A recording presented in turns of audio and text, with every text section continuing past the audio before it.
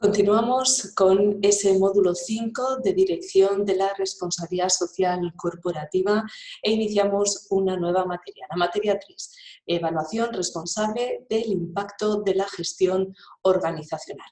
Hola, soy Marta Isabel García Rivas y vamos a iniciar una nueva unidad, la unidad 1 sobre Pacto Mundial de Naciones Unidas, Comunicación de Progreso.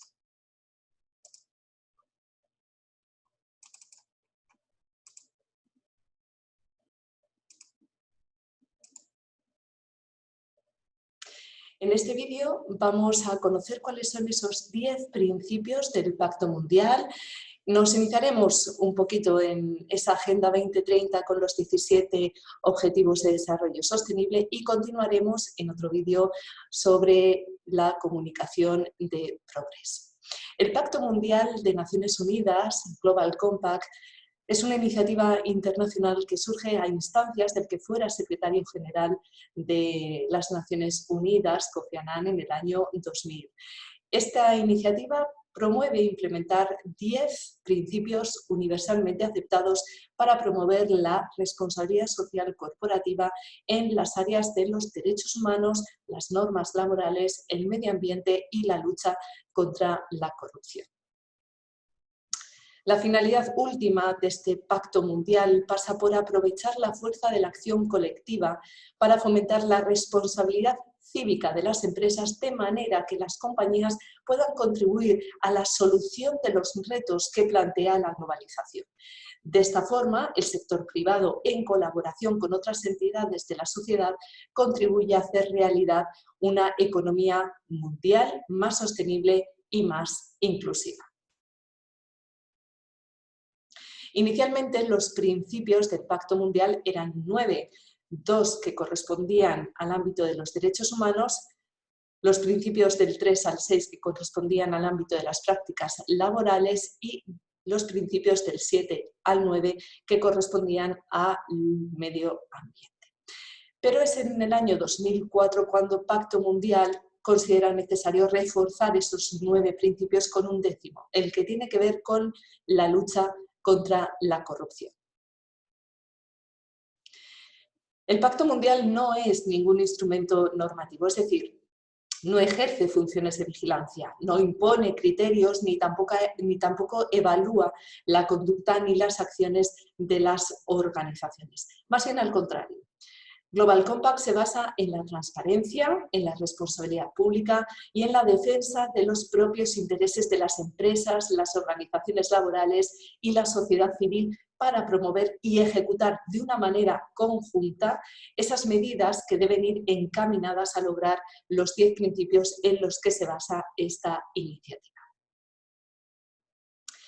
Actualmente, con más de 12.500 entidades firmantes, ubicadas en más de 160 países, Global Compact es la mayor iniciativa voluntaria de responsabilidad social corporativa en todo el mundo y persigue 2 objetivos complementarios. Por una parte, incorporar los 10 principios en la estrategia y en las actividades de las organizaciones de todo el mundo y, en segundo lugar, canalizar acciones de apoyo a la consecución de los Objetivos de Desarrollo Sostenible, los famosos ODS de Naciones Unidas. Por lo tanto, lo que Pacto Mundial nos viene a decir es que tenemos que pensar en global y actuar en local.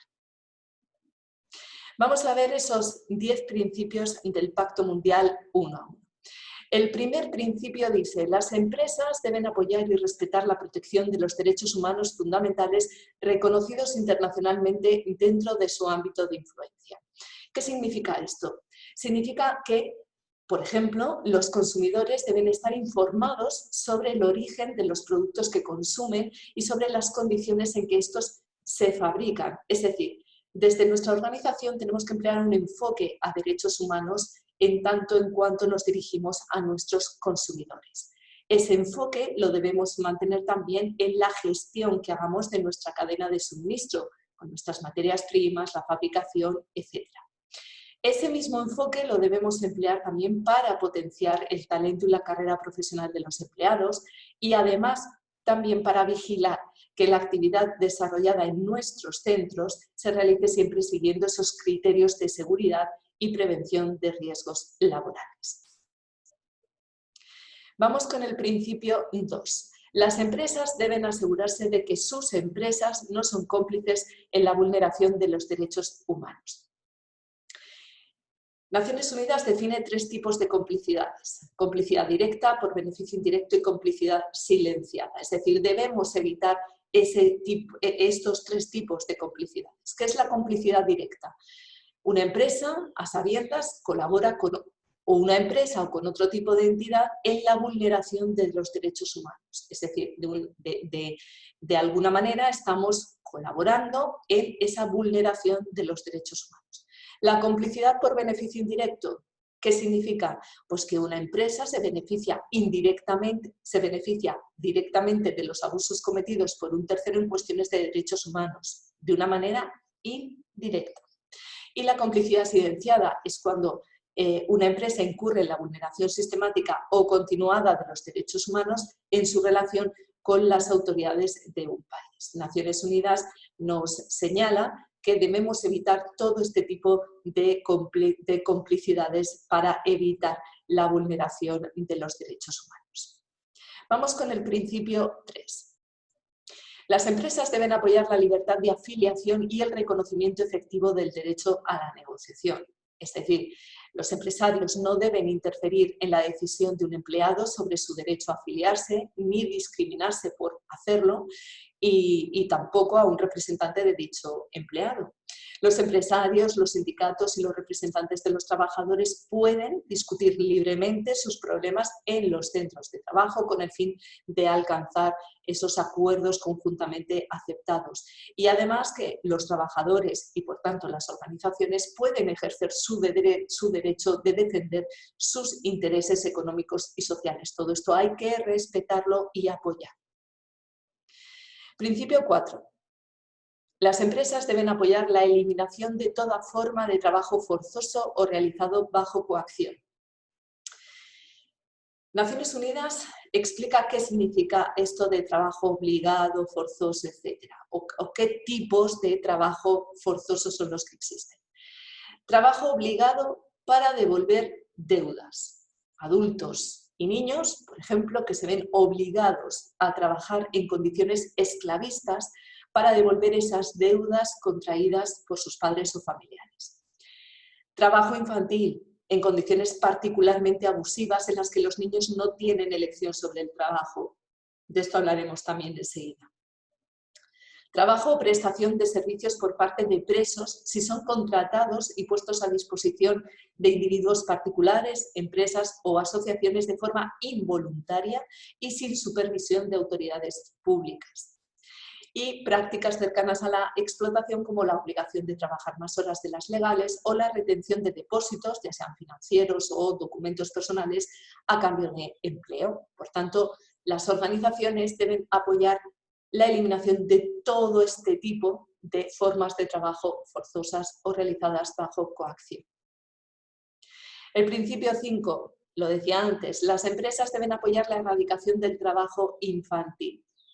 Es una cuestión complicada porque no siempre es factible, dado que en determinados países realmente el trabajo infantil es el único sustento económico de las familias. Por tanto, lo que dice Naciones Unidas es que los empresarios no deben utilizar mano de obra infantil bajo modalidades socialmente inaceptables y que puedan contribuir a que los niños pierdan oportunidades de educación. Es una problemática compleja que supone que las empresas deben abordar de una manera delicada y no tomar medidas que puedan dejar a los niños en manos de modalidades de explotación aún más peligrosas. Sin embargo, tal y como establece este principio 5, el objetivo de toda empresa, según Naciones Unidas, según el Pacto Mundial de Naciones Unidas, el objetivo de toda empresa debería ser la abolición del trabajo infantil dentro de su esfera de influencia. Vamos con el principio 6. Las empresas deben apoyar la abolición de las prácticas de discriminación en el empleo y la ocupación. Es decir, Acceso al empleo y a determinadas ocupaciones, a la formación y a la orientación profesional.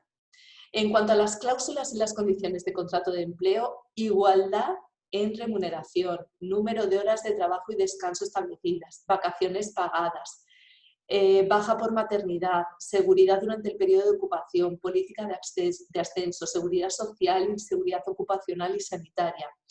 Hay que tener en cuenta también que en algunos países cada vez cobra mayor importancia la discriminación en el trabajo por motivos de edad o por condición de ser portador de determinados virus, como puede ser el VIH.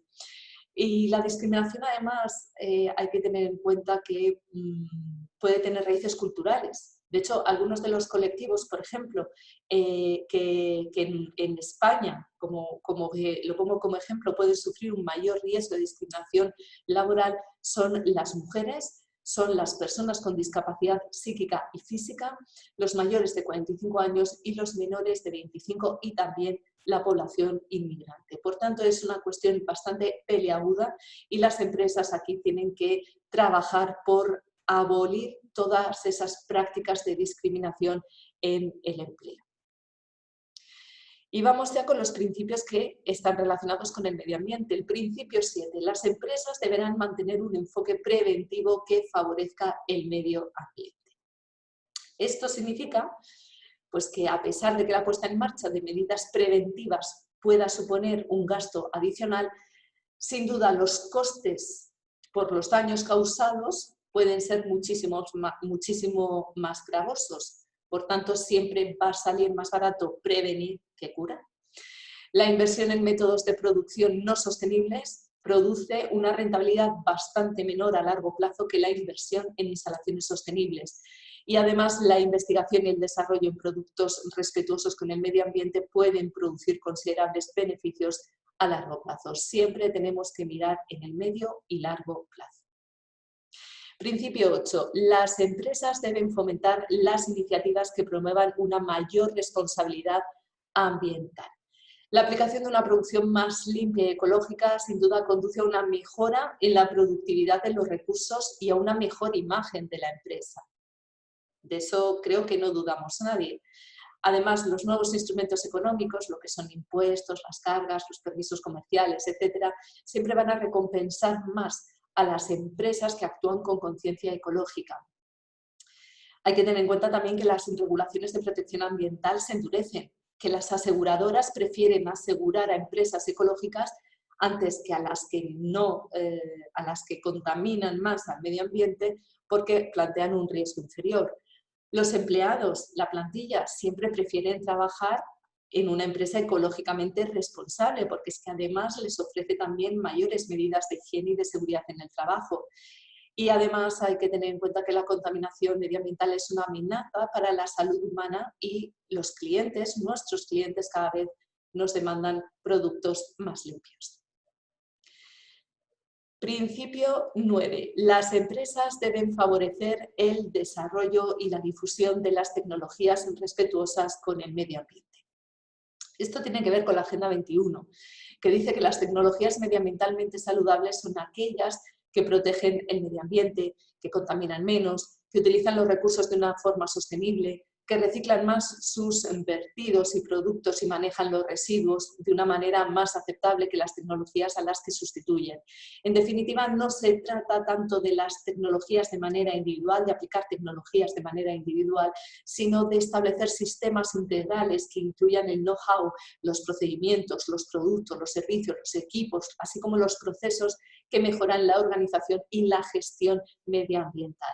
Aquí tienen muchísima importancia en este principio 9 todo aquel sistema de gestión medioambiental que implementen las organizaciones.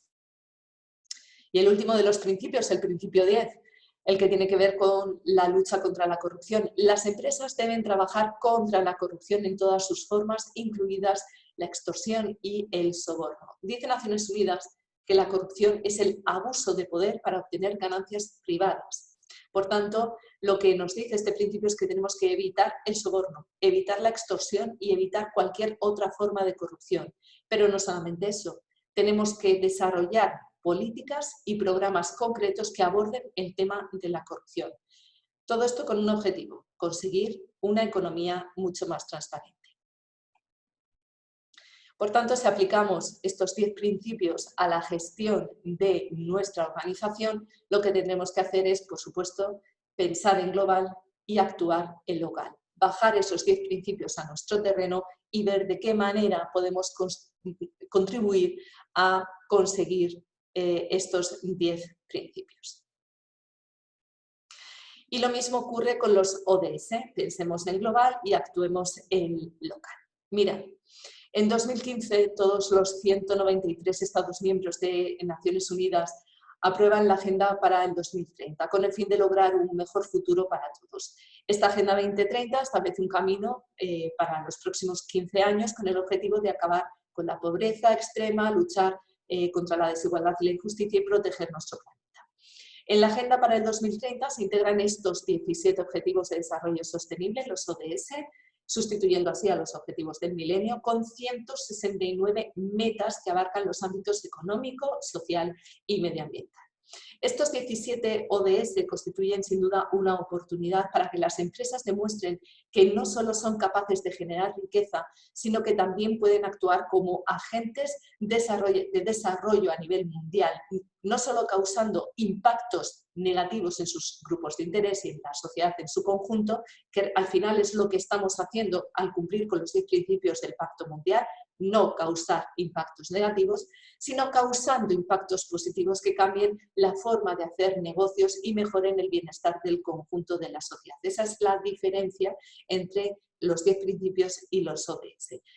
Con los 10 principios tratamos de no impactar negativamente y con los ODS tratamos de impactar positivamente. Es decir, hoy trabajamos por incorporar el impacto positivo en el sector empresarial. Se trata de que las empresas, el sector privado, asuma como suyos tanto esos 10 principios del Pacto Mundial como los 17 ODS, teniendo en cuenta que, por una parte, no todos los ODS pueden ser relevantes para cada organización y, en segundo lugar, para determinar cuáles de estos ODS son relevantes, cada entidad deberá evaluar sus impactos, sus riesgos, sus oportunidades, teniendo en cuenta también factores clave como el sector profesional al que se dedica y el entorno geográfico en el que se ubica y en el que opera.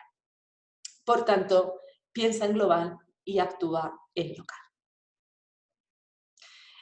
Y con esto finalizamos este vídeo relativo al Pacto Mundial de Naciones Unidas. Continuamos en el siguiente vídeo hablando de esa comunicación de progreso.